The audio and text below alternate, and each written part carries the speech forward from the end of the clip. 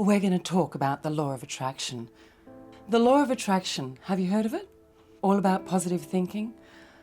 Positive thinking is about what we think about, we draw into our life. What we don't think about, we don't draw into our life. What is the problem there? Because there is a big problem. The law of attraction is wrong. The law of attraction is damaging to our very humanity, the essence of who we are.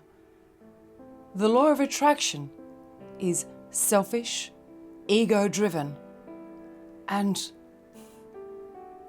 it doesn't even take us back to the Stone Age, because in the Stone Age, we actually lived in small communities and cared for each other. Small communities. Community. The law of attraction asks us, compels us to ignore our neighbour. The law of attraction is based on the premise that what we think about becomes our reality. So don't think about poor people. Don't think about the marginalised.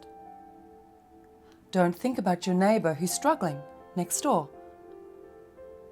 Don't watch the TV. Don't learn about terror. Close your eyes, close your ears, close your mouth, and you will draw a positive vibration that will bring you success. That's rubbish. We are a community. The day we turn away from those in need is the day we're no longer human. The law of attraction believes that the universe is here to provide for us, and all we need to do is direct our mind towards positive thoughts. That is not entirely true. The universe is here to provide for us, not one person. We are not one person, we are a community. And our very mental health, our very social health depends upon us looking after each other. This goes right back to primal times. Our role in life is to look after each other. The survival of our human species depends upon us taking time to look at those in need. Feeling positive, having an upbeat, a realistic positive attitude, yes, but not one that walks past a homeless person in the street. Not one that turns off a television when there is terror on that TV. Not one that refuses to listen to the story of another who is in need. The law of attraction is based on the premise that if you are unwell, you have brought it upon yourself with your thinking. Life is not so cut and dried. It's not so black and white. Our lives are about a gentle, proactive approach to love and kindness. Love and kindness cannot exist without a paradigm where we extend beyond our needs. We are social. We are social in our very genetic makeup. There is so much evidence to show that. The law of attraction takes us away from our goal as human beings. The law of attraction pulls us back from our path towards enlightenment, because enlightenment can only exist when we consider the universe, all people, the globe, the environment, all souls. The moment we turn away from the other souls is a moment that we turn backwards and revert back to total ego, total arrogance. We are a herd animal. Imagine a flock of sheep. We are driven by the need to be together, to organise ourselves structurally, to be a community. And look at what happens when one person is ostracised from the community. Have you seen the movie Castaway? Castaway is based on fact that when you take Chuck Noland, Tom Hanks, when you take a person away from a community, we gradually go insane. We thrive. There is so much evidence. We thrive in groups. God said, Where one or more is gathered in my name, I am present. There is massive evidence to show the power of group thought, the power of prayer. This is in our very unconscious framework of who we are. We are a social animal. The law of attraction brings us back to being an individual. Being an individual helps us to learn who we are so we can go back to our flock and look after our flock. We don't turn our back on the flock.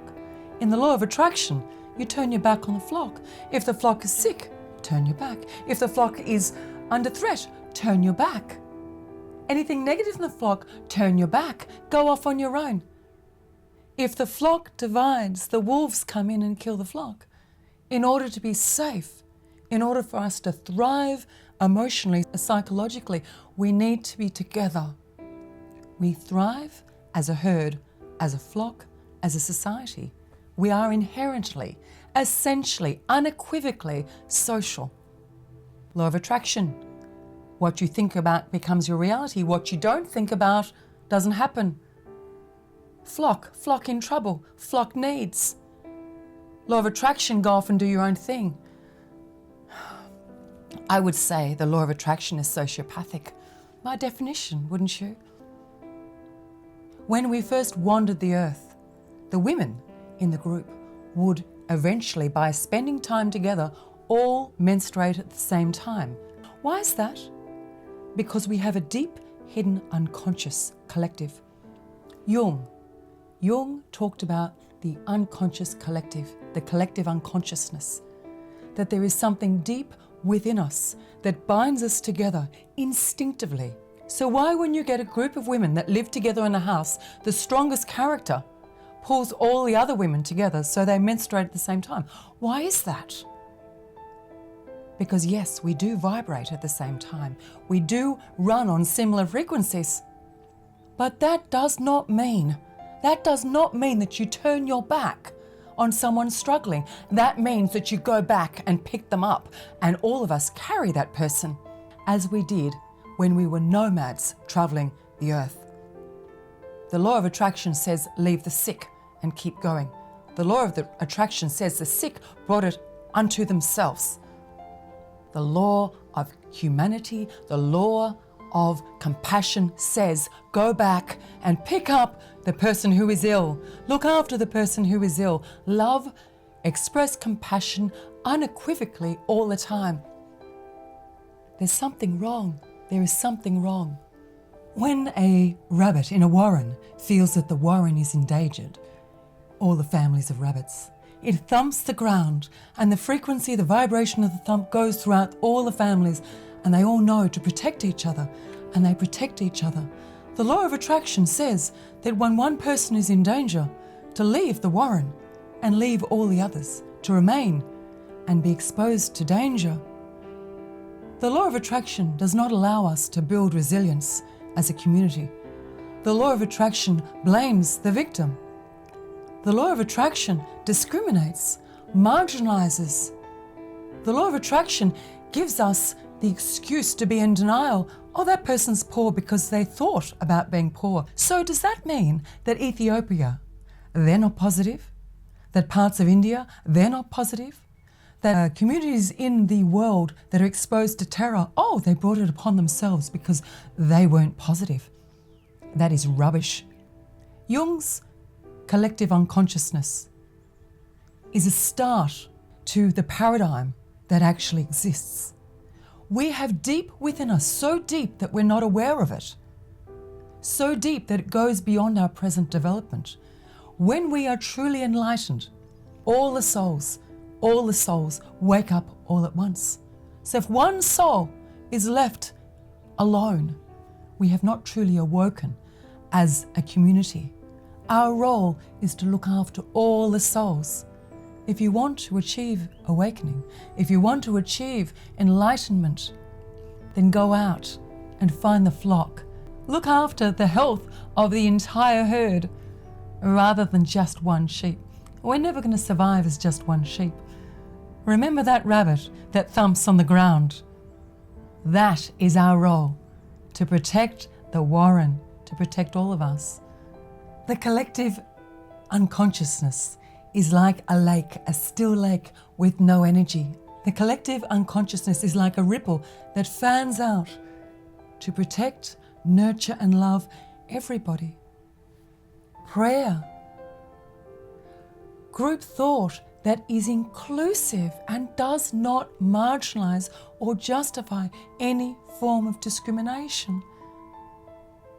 The ripples are ripples of love. Love cannot exist if it turns away. Love cannot exist if it marginalises. And to justify, to say that someone is sick or poor because they brought it onto themselves. No, someone is sick or poor because there's something wrong in our community. We are a herd. The maternal instinct, that feeling you have when something is not quite right with your children, that is our collective unconsciousness, and that is what we need to wake up. And if we believe or adhere to the law of attraction, we're going to go to sleep into a coma. If you want to wake up, if you want to be enlightened, acknowledge, identify that we are a herd and go out and find the lost sheep. Go and love the lost sheep. Doesn't matter what colour their wool are. Doesn't matter what gender that sheep is. It doesn't matter what part of the country the sheep lives in or how much money the sheep makes. Go and love each and every sheep.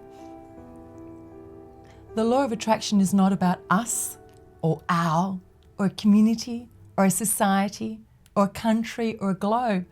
The law of attraction is about me. And yes, loving me is important. Why? Why is loving me important? So we can find those sheep, so we can love others. The law of attraction is damaging, destructive, and opposes everything about us, which is essentially human, and drives us towards enlightenment and awakening. Our role is to be communal with all that means and entails. Let's look after our sheep.